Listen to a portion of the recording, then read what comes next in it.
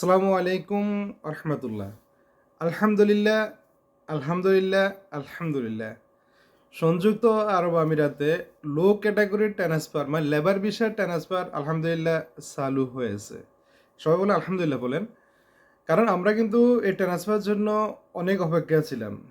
আবার এই ট্রান্সফারের মধ্যে কী ট্রান্সফার কীভাবে হচ্ছে সেটা কিন্তু আপনাকে জানা রাখতে হবে। কিন্তু না হলে এটাকে ফুসি করে প্রতারক যে চক্রগুলো আছে, যারা মানুষের টাকা হাতিয়ে নেওয়ার চক্রগুলো যারা আছে, এটার কাজে লেগে তারা কিন্তু টাকাটা হাতিয়ে নিয়ে পাবলিক থেকে।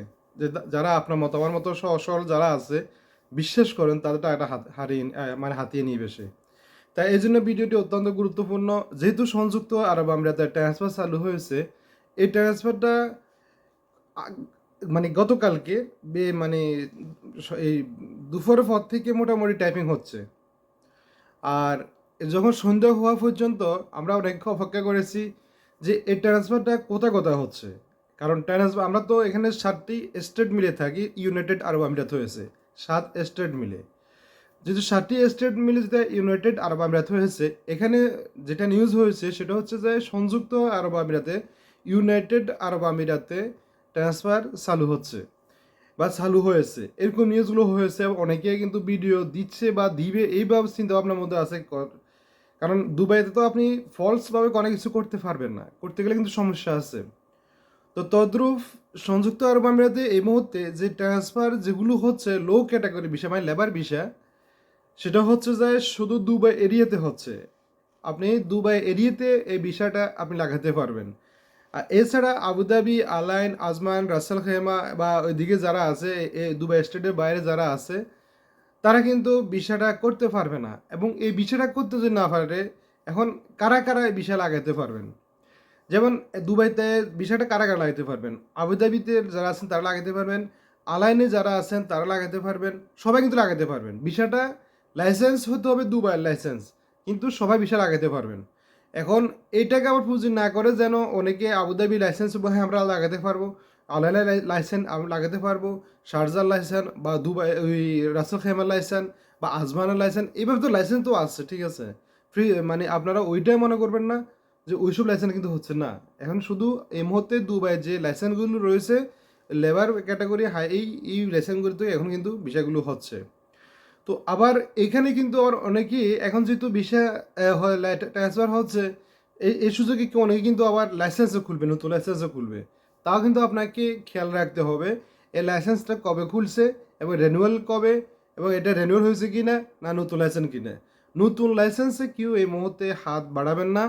যদি পুরান রেনুয়াল কোনো লাইসেন্স পেয়ে থাকেন তাহলে ওই লাইসেন্স আপনার ভিসা লাগাতে পারেন। যে বিষয় লাইসেন্সগুলো 2 বছর 3 বছর একবার রেনুয়াল হয়েছে, ওই লাইসেন্স আপনারা ভিসা লাগবে না, ওই লাইসেন্সগুলোতে আপনার বিষয়টা দ্রুত কিন্তু হয়ে যাবে। যারা নতুন যে লাইসেন্স খুলবেন, এখন আমরা তো আদম ব্যবসায়ী বা আমরা আদম ব্যবসায়ী বা আমরা যারাই আছি, তারা কিন্তু লাইসেন্স খুলে এখন কিন্তু আমরা কিন্তু ওই যে মায়েদের যেরকম চালু হয়েছে টেকনিক বিভিন্ন এই পকেট লাইসেন্সগুলো, ওইরকম ব্যাংকের সাথে মতো লাইসেন্স খুলে আমরা কিন্তু আবার আবার কিন্তু নামে যাবো।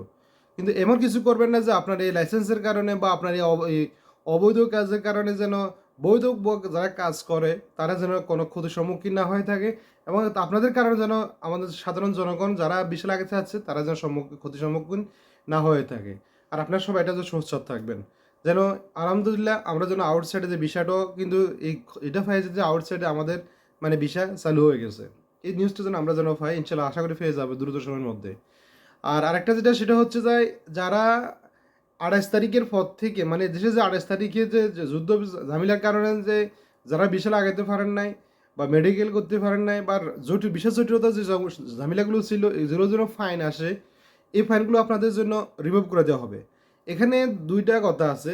একটা হচ্ছে যারা 28 তারিখের আগে আপনাদের বিশেষ জটিলতার কোনো ফাইন ছিল না, কোনো ফাইন ছিল না, 28 তারিখের পর থেকে বা 29 তারিখ 30 বা 29 তারিখ বা সরি 28 তারিখ পরে এরপরে 1 তারিখ 2 তারিখ 3 তারিখ 4 তারিখ 5 তারিখ এভাবে করতে করতে 31 তারিখ পর্যন্ত এর ভিতরে যাদের ফাইনগুলো আসবে এই ফাইনগুলো সম্পূর্ণ মাফ করে দেওয়া হবে।